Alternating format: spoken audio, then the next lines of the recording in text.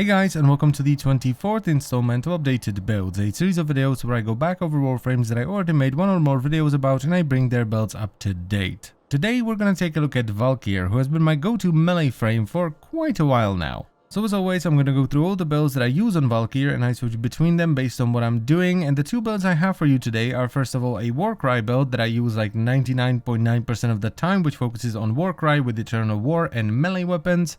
And the second one is a Hysteria build, which I only ever use if I can't get things done with the Warcry build, which doesn't happen all that often. And let's start it off with the Warcry build. So the aura I'm using here is Steer Charge for more melee damage, and I'm using Rush in my Exalted slot for more sprint speed, because sprint speed with melee weapons, especially with some of them, is super fun.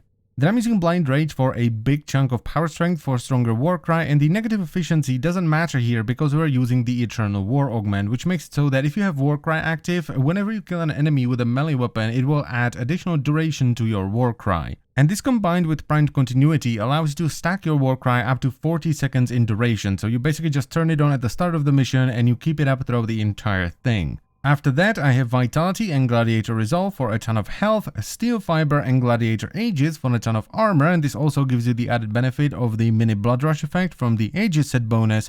And finally, I have Hunter Adrenaline for some energy generation. And this is here so that I always have full energy and I can always jump into Hysteria if things get a little bit nasty. Now, while you can very much use this setup with any melee weapon in the game and it's going to be just fine, if you want to do super high level stuff, I would either recommend something like the Gerudo, which will passively heal you as you attack enemies, but if you don't have or like the Gerudo, you can simply pick a status weapon with healing return, which is also really good with a setup like this. And finally, if you really want to pimp this setup out, I would personally use Arcane Fury for a 10% chance on a crit to increase melee damage by 120% for 12 seconds, and Arcane Strike, which gives your hits a 10% chance to increase your melee attack speed by 40% for 12 seconds. This setup is just crazy and I love it. You get an insane amount of attack speed bonus from Warcry with Blind Rage, and you turn into this violent ball of pain that's just zooming around the level, killing everything. And if you combo this with something like the Gerudo or a status weapon with healing return, the only way you're ever gonna die is if you just straight up get one shot, which is pretty hard because with Warcry up you have well over 3000 armor, so you don't take a lot of damage even from high level like bombards and stuff. I mean, you can just see it in the video, this is 20 level 100 heavy gunners, and while yes, their AI doesn't allow more than, I think it's 3 of them to fire at a time, they still do a lot of damage even with just 3 of them firing at a time. And this is also why I don't use the Hysteria setup too much, because there is very little content in the game that this setup cannot handle.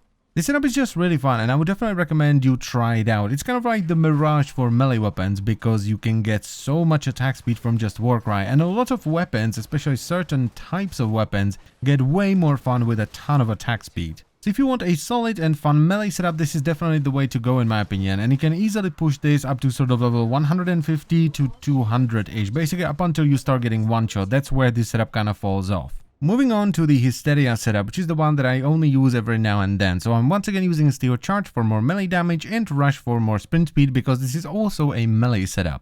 I'm then using Hunter Adrenaline for when I inevitably run out of energy, so I take a hit or two, I get a bunch of energy and I can pop back into Hysteria. Then for efficiency, I have a fully ranked featuring expertise, primed continuity and narrow-minded, and this combination of mod makes your Hysteria drain, I think it's 0.67 energy per second at the start, which is super nice. Then I'm using Vitality and Steel Fiber, so I still have some beefiness even outside of Hysteria and I don't die the second I snap out of it, Primed Flow so I can bank a ton of energy and stay in Hysteria for as long as possible, and finally Transient Fortitude for some extra damage, which is not really necessary, so you can swap this out for something else if you want to.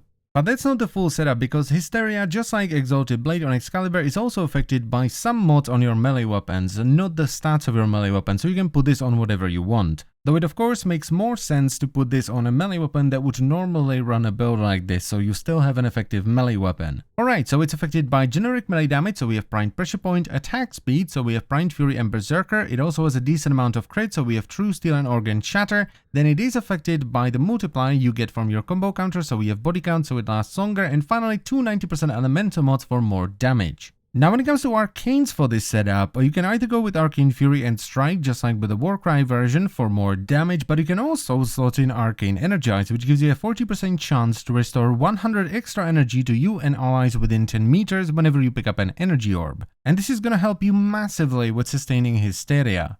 And there really isn't much to say about this setup. You basically just pop Warcry and go ham. That's it. It is a good idea to turn it off and on again every now and then, because as you can see at the bottom right corner of the screen, there is a percentage going up, and as that percentage goes up, it's gonna drain more and more energy.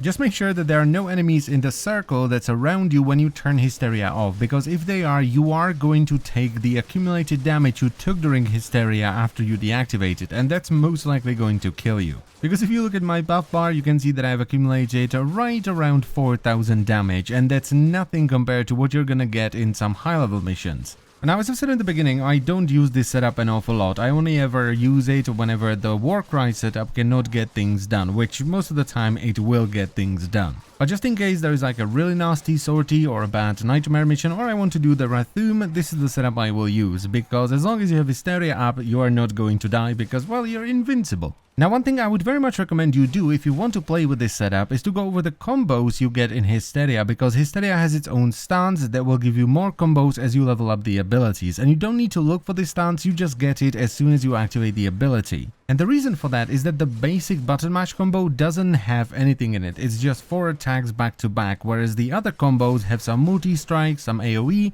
or even a proc that will open the enemy up to a finisher. So it's really worth it to learn at least one of the combos. And that's pretty much it for the builds. Now, of course, both of these builds will work on standard Valkyr as well as Valkyr Prime. They may just require a little bit more forma on the standard version. And speaking about forma, if you're not quite sure how to do it yet, the best way to do it in my opinion is to simply put on all the mods, and if they don't fit, look for the one with the highest capacity drain that's shared between all your builds, forma for that, and do that until all the mods fit. And I thank you very much for watching. As always, guys, I hope you have enjoyed the video and it was helpful, and I will see you next time. Bye bye.